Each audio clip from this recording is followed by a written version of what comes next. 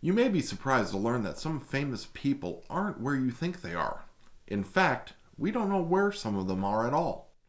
Today, we present 4 incredible people from history. Where in the world are their bodies?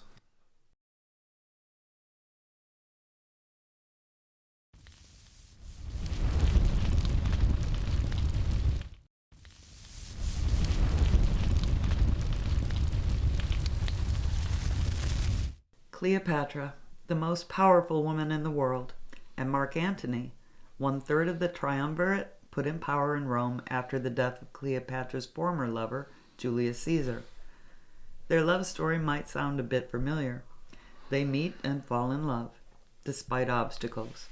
She pretends to take her own life, and when he hears of it, he takes his. Then she really takes her own life, unable to be without him. Think you might have heard that one somewhere? Then you'll find Antony and Cleopatra's story familiar. Cleopatra was born in 69 BC and became queen in 51 BC on the death of her father. Her brother, Ptolemy XIII, was her co-ruler, and things weren't going well. In 48 BC, civil war broke out with Cleopatra and her brother leading armies against each other. Cleopatra was smart. She offered the great Julius Caesar a gift, a beautiful rug, and what was enclosed? Herself. Caesar and Cleopatra had an affair and a child, and he helped her defeat her brother. Another brother took her place, but he died.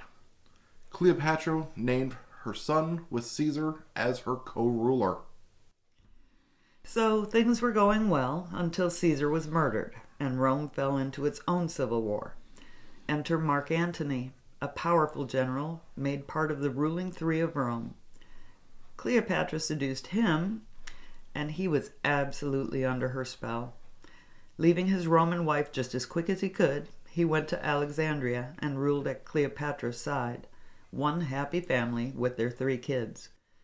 They tried to expand their power and territory over the years, and they were somewhat successful, which brought the wrath of Rome right to their doorstep. After a number of battles, it was clear they were completely defeated. Cleopatra had a message sent to Antony that she was dead. Instead of him rushing to her as she expected, Antony promptly stabbed himself with his sword.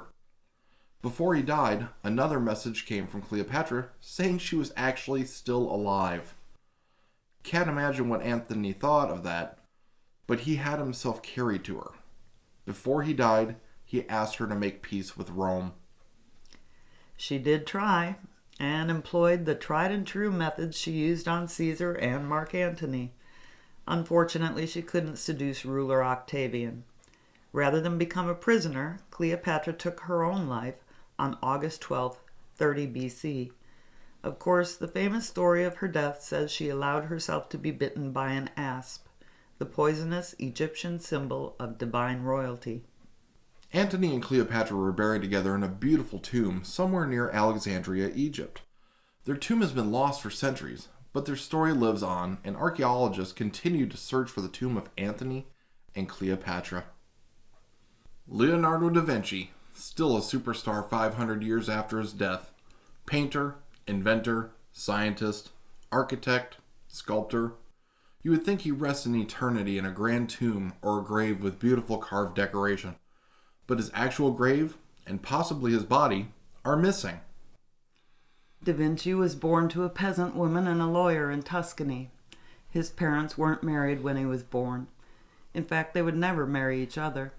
He lived on his grandfather's estate, which is where we get the name we know, Da Vinci, meaning from Vinci. Believe it or not, Da Vinci never received a formal education. He was lucky. His natural artistic talent was recognized early and was apprenticed to a painter and sculptor. There he would learn the art of sculpting and painting, and the technical components necessary including chemistry, drafting, metalwork, woodworking, among others. And Da Vinci seems to have taken to this education like a duck to water. By the age of 20, he qualified as a master in the Guild of Artists, Doctors, Sculptors in Florence. Da Vinci kept notes. Over 7,000 pages of his writings and drawings are now in collections and museums. Some of the pages are quite famous. For example, his Vitruvian Man drawing, and the incredible pages with mirror writing. All in all, they were mostly just pages, different sizes and shapes. Notes he kept. He stuck them in notebooks by category: painting, human anatomy, mechanics, and architecture. He created many works, but some have only survived in these sketches. Da Vinci died on May 2nd in 1519 at the age of 67 while living in France as the premier painter and engineer and architect to the King Francis I. The cause of death is not known, but some historians suspect that he had a stroke. He was buried in the Palace Church of St. Florian, but not until August of that year. The French Revolution destroyed the church. Then in the early 1800s, the church grounds were completely demolished and cleared for new construction. You would think the great Da Vinci would have been moved before this happened, but sadly his grave had already been lost. The bones of Da Vinci were allegedly discovered in 1863 and moved to the tiny chapel of St. Hubert, but there is no scientific confirmation of the identity.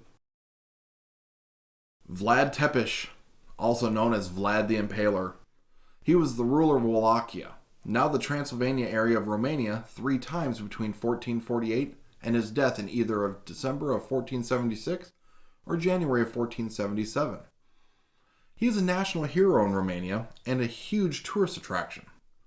He is famous for being the cruelest leader in times that were particularly cruel, and his life and death were violent. Born sometime between 1428 and 1431, by 1442 Vlad and his younger brother were taken prisoners by the Ottoman Empire to secure their father's loyalty. As royal hostages, they were treated well and given an education. By 1447, Vlad's father and older brother had both been murdered after a successful invasion of Wallachia by what was then Hungary. Vlad vowed to regain the throne and successfully invaded Wallachia in 1448, while the current ruler was off fighting for the Ottomans. Vlad would only rule 2 months before being deposed. His next move on the throne came in 1456 when he took advantage of the turmoil following a recent fall of Constantinople and invaded his homeland again, this time with the help of former enemy, Hungary. Romanian mercenaries and powerful boyars from Romania. The boyars were the power class of the country, and Vlad used their help to take the throne before turning on them to consolidate his power. This is where the famous story comes in. Vlad threw a banquet for the boyars, at which he impaled between 50 and 500 of them on stakes. He was the only one who seemed to enjoy the party. Another famous Vlad story is the nailing of the turbans to the heads of visiting Ottomans after they broke protocol by not removing them in Vlad's presence. He was apparently a stickler for court protocol. Vlad would lose his throne in 1462 and live in exile and be in prison until his third extremely short reign in the fall of 1476. Vlad and a group of about 2,000 soldiers were ambushed in December of 1476 or January of 1477 while marching yet to another battle. This one with the Ottomans. Vlad was killed brutally, and his head was sent to Constantinople. Legend says what remained of Vlad was found by monks from the monastery at Snagov and buried under a slab marked with his name at the monastery church. But excavations done in 1933 found only animal bones.